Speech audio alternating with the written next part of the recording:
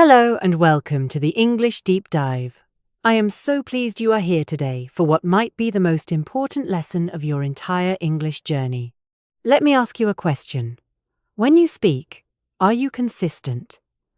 Do you use a British accent but American vocabulary? Do you use American grammar but British spelling? This is what I call the English fruit salad. While native speakers will still understand you, mixing these two versions of English can make you sound less professional, less articulate, and more confused. It shows that your learning has been accidental, rather than intentional. The world of English is divided by a vast ocean, and as the famous saying goes, Britain and America are two nations divided by a single language. Today, we are going to bridge that ocean. I have compiled a list of over 100 major differences in vocabulary, spelling, grammar, and pronunciation. This is a 40-minute intensive masterclass. It is not just a video, it is a complete resource. By the end of this session, you will have a clear map of the English language in your mind. You will be able to choose your path, British or American, and stick to it with native-level confidence. Are you ready to stop the confusion? Let's dive deep. Part 1. The Vocabulary Battle. This is where most students get tripped up. You might think you are asking for a simple item, but in the wrong country, no one knows what you mean. Or worse, you might say something embarrassing. Let's practice 60 of the most common vocabulary shifts. I will say the British word first, then the American equivalent. Listen and repeat after me. Autumn, fall. Flat, apartment. Lift, elevator. Trousers, pants. Underwear, panties or shorts. Biscuits, cookies. Scones, biscuits. Chips, fries. Crisps, chips. Petrol, gas. Lorry, truck. Pavement, sidewalk. Motorway, highway. Underground, subway. Cinema, movie theatre. Film, movie. Rubbish, garbage or trash. Dustbin, trash can. Tap, faucet. Torch, flashlight. Chemist, drugstore or pharmacy. Plaster, band-aid. Holiday, vacation. Trainers, sneakers. Jumper, sweater. Wardrobe, closet. Nappy, diaper. dummy, pacifier. Post, mail. Bill, check, in a restaurant. Note, bill, money. Queue, line. Shop, store.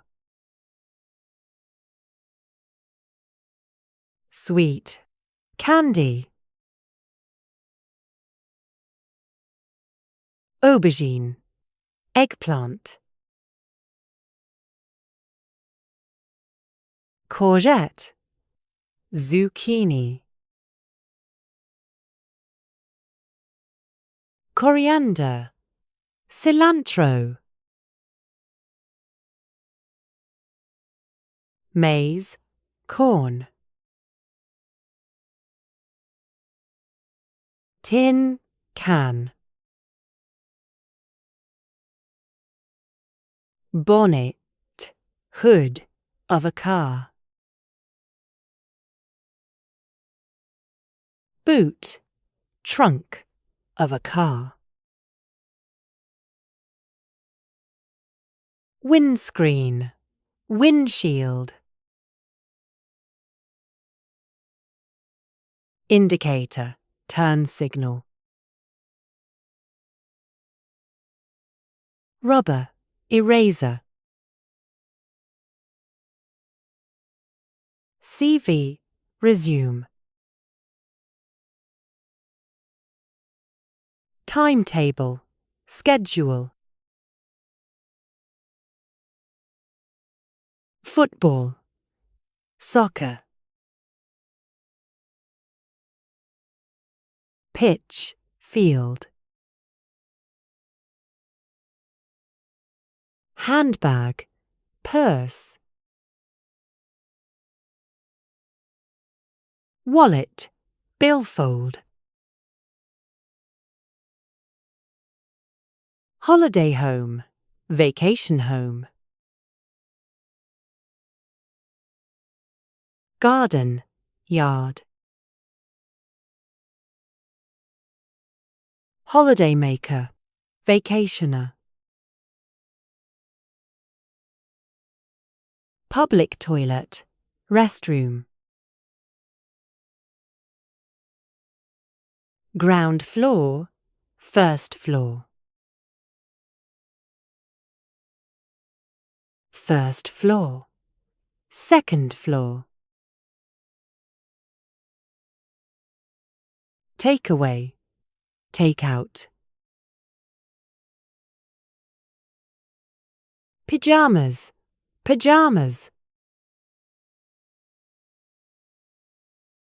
Postman, mailman.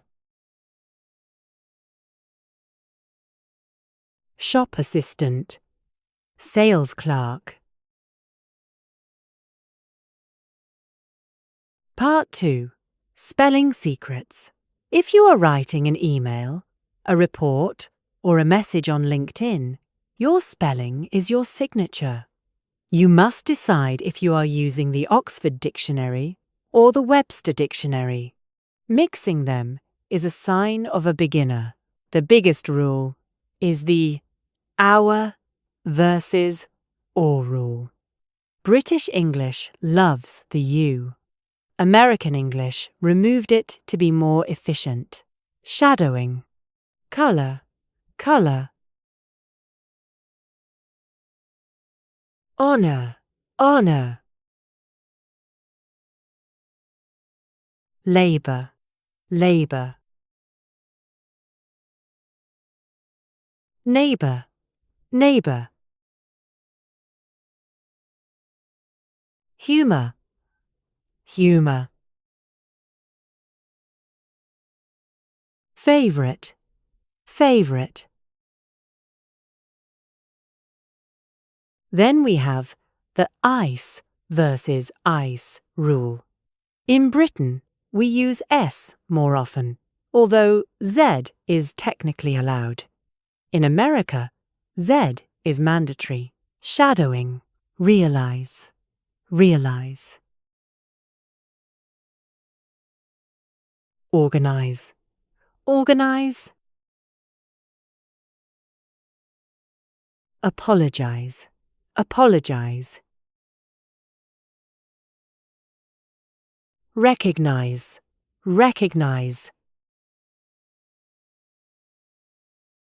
And let's look at the re versus ending. Shadowing. Center. Center. Theater. Theater. Meter. Meter. Finally, the double L rule, which is very important. British English doubles the L when adding suffixes like ed or eng, regardless of stress. Shadowing. Cancelled. Cancelled. Travelling. Travelling. Modelling. Modelling. Part 3. The Grammar Divide. American English is often more direct and simplified. British English is more traditional and uses the present perfect much more frequently to describe recent actions. In America, you might hear, I already ate. In Britain, we must say, I have already eaten. Shadowing. I already ate lunch. I have already eaten lunch. Did you finish your work yet? Have you finished your work yet? I lost my keys. I have lost my keys. We also differ with collective nouns. In Britain, a team can be plural. In America, it is always singular, shadowing. The team are playing well. The team is playing well. And prepositions, these are vital for natural flow. Shadowing. At the weekend. On the weekend. In a team. On a team.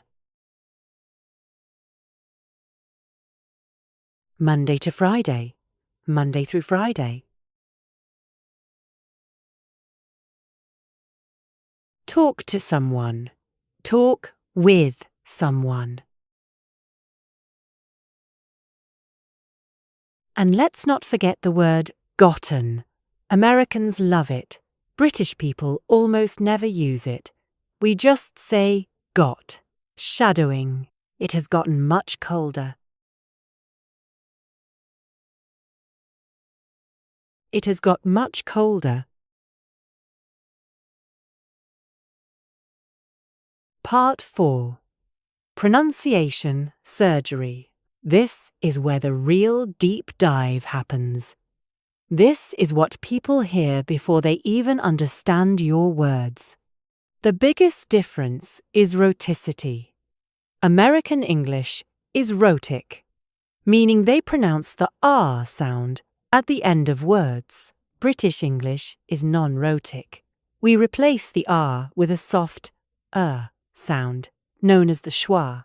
Let's practice the contrast. Focus on the end of the word. Shadowing. Car strong. Ah. Car soft. Ah.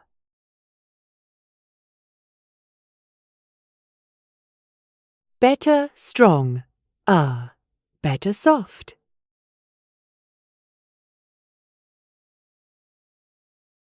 Teacher strong. Ah. Teacher soft. Ah.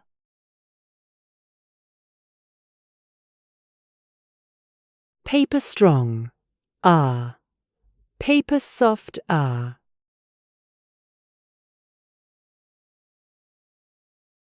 Then we have the A sound. In the north of the UK and America, it is a short A, like in cat. In southern British English, it is a long, deep R, shadowing. Bath, shorter. Bath, long, R. Class, shorter. Class, long R.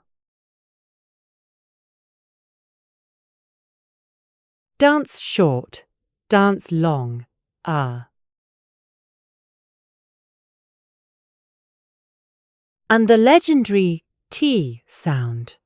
As we have learned in our other lessons, Americans turn it into a soft D.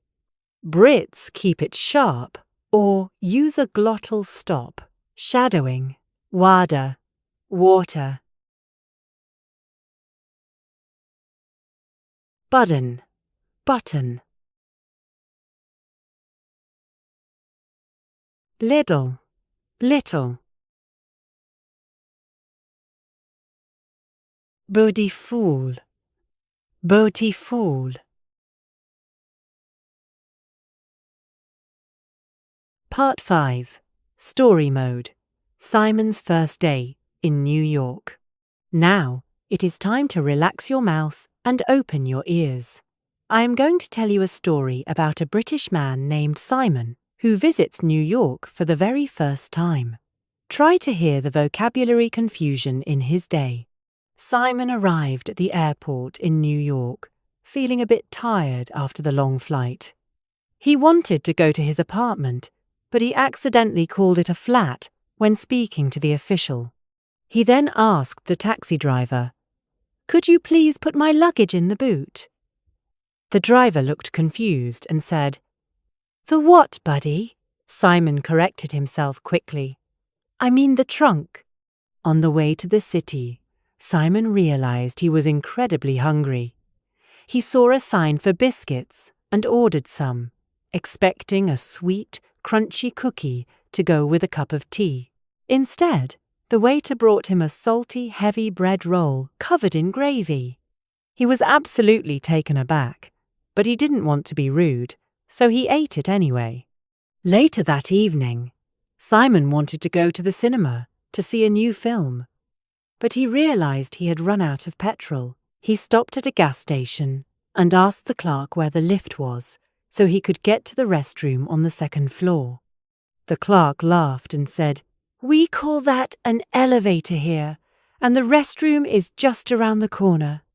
Simon then tried to cross the street, looking for the pavement, but he remembered he should call it the sidewalk. He saw a child with a dummy and almost called it a pacifier, but he was getting confused. By the end of the day, Simon was absolutely spent. He went to his room, took off his trousers, and put on his pajamas. He realized that even though they speak the same language, he felt like he was on another planet. Part 6. Shadowing Marathon. 40 contrast sentences. Now, we enter the final workout. We are going to practice 40 sentences. I will say the British version, and I want you to shadow it with a perfect British accent. Focus on the sharp T's, the silent R's, and the specific British words. I'll meet you at the weekend for some fish and chips.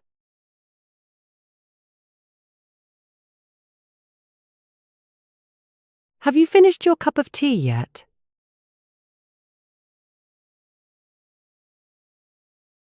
I need to put some petrol in the car before we set off.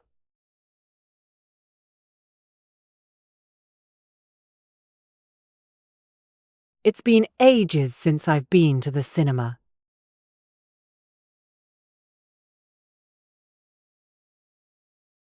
I'm absolutely chuffed that the weather is brightening up.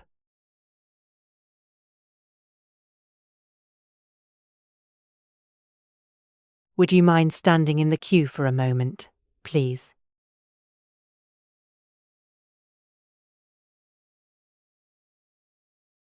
I left my blue jumper in the wardrobe this morning.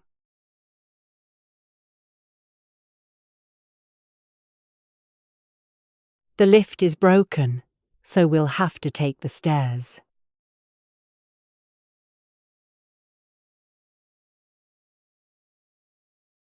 Can I have the bill, please? We're in a bit of a rush.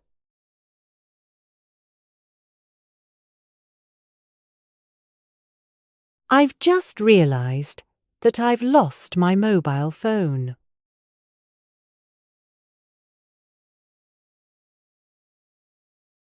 The rubbish bin is completely full. Could you empty it?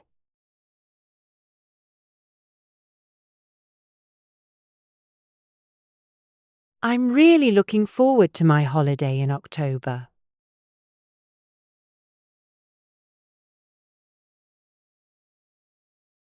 Pass me the rubber. I've made a mistake in my notebook.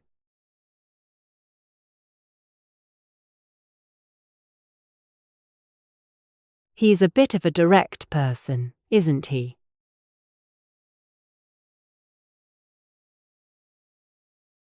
I'm feeling a bit under the weather today, to be honest.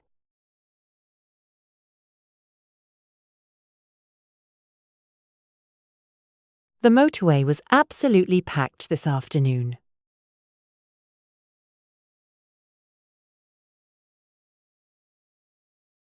I'll get back to you with the results by the end of play.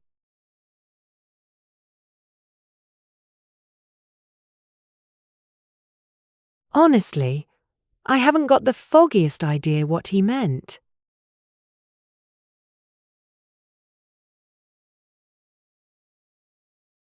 To cut a long story short, we missed the underground train.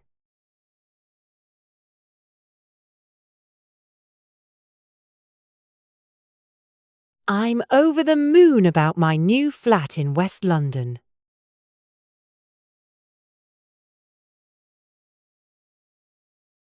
Could you please turn on the tap?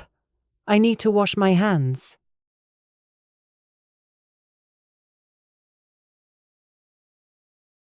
I need to buy a new pair of trainers for the gym.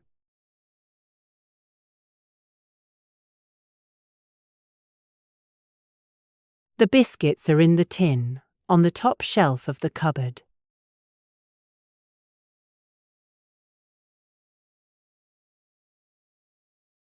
I've been learning English for 10 years, and I'm still learning.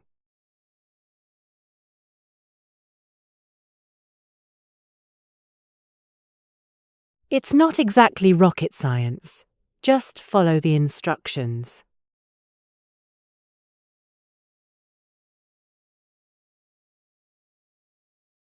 I'll definitely bear your advice in mind for the future.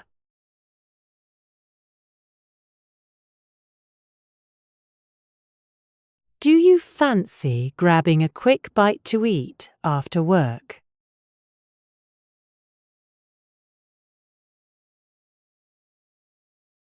I'm struggling to get my head around the new schedule.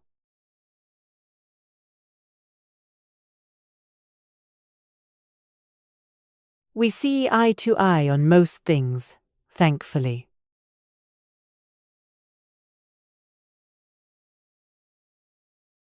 Take care of yourself and have a brilliant weekend.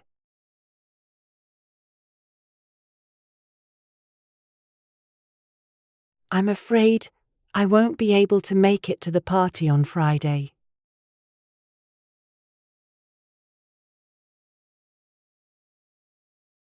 Is there any chance you could lend me a hand with this bag?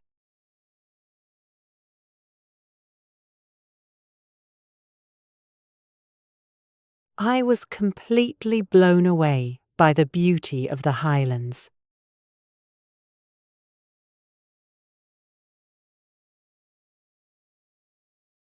Let's just play it by ear and see what happens later.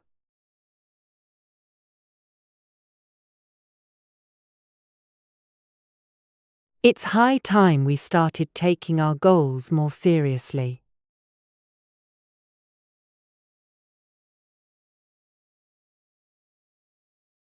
I'm absolutely knackered after that 40-minute workout.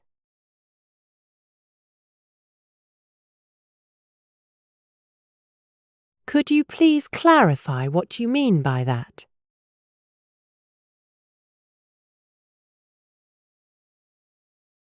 I'm inclined to agree with your perspective on this.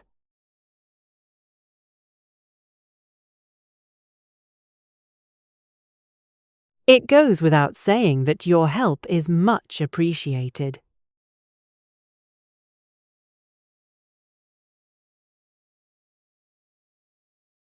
I'm really looking forward to our next deep dive lesson.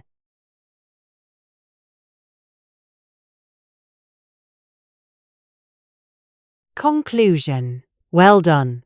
You have just completed a massive 40-minute deep dive into the two most popular versions of the English language.